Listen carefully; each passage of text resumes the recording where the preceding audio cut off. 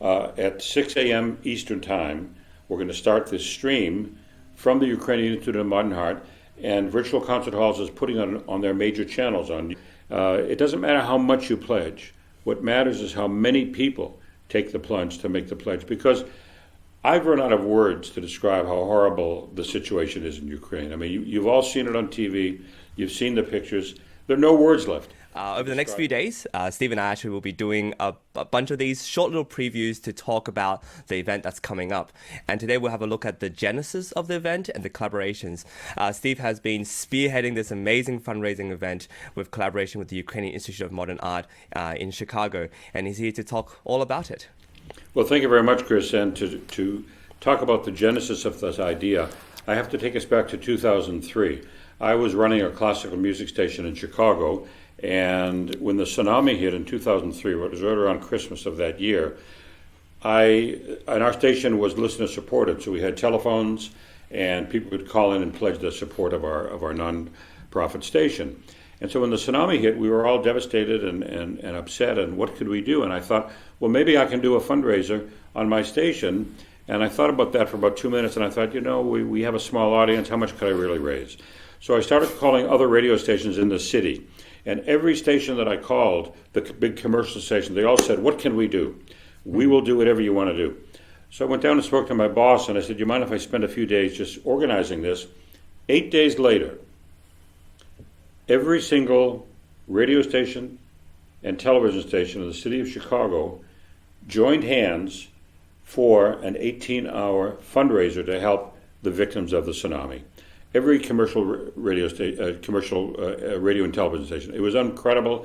We think it was the first time that all the radio and TV stations in a single market combined to join hands, and we raised $3 million. We think that was the first time. We did it again in 2010. I organized it again in Haiti after the earthquake. So when this devastating horror began in Ukraine, it took me 4 or 5 days, and I thought, suddenly it dawned on me, maybe we can do the same thing again in Chicago.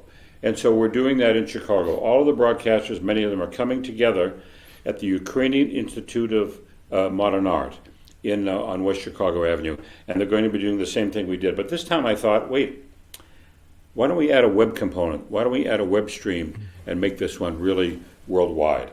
And so I got the idea of that, and I called my incredible friend Anna Uspenskaya, who has this beautiful company, Virtual Concert Halls, and she streams video, as you know, all over the world, and she's amazing at switching it, and her team is incredible, and she jumped on it like that because she has a very deep feeling in her heart for Ukraine herself, having vacationed there as a kid and performed there as a pianist, and so she's helping us. And so that's what we're doing.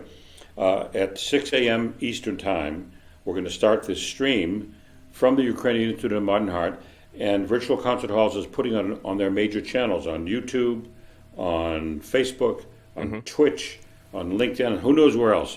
And the whole point of it is to raise funds for UNICEF. We're working closely with UNICEF, and anybody watching right now can jumpstart this by pledging right now, making a donation by going to the URL, the website, which there it is right there. It's on the screen. Yep. UNICEFUSA.org/streaming.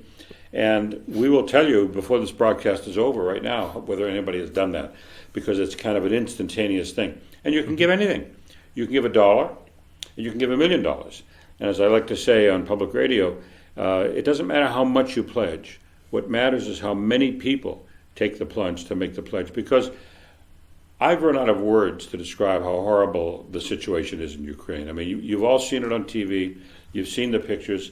There are no words left to describe the suffering, but there is something we can do, and that's to help UNICEF. They've been in Ukraine for decades, and they told me that this is the most challenging effort they've ever had to deal with.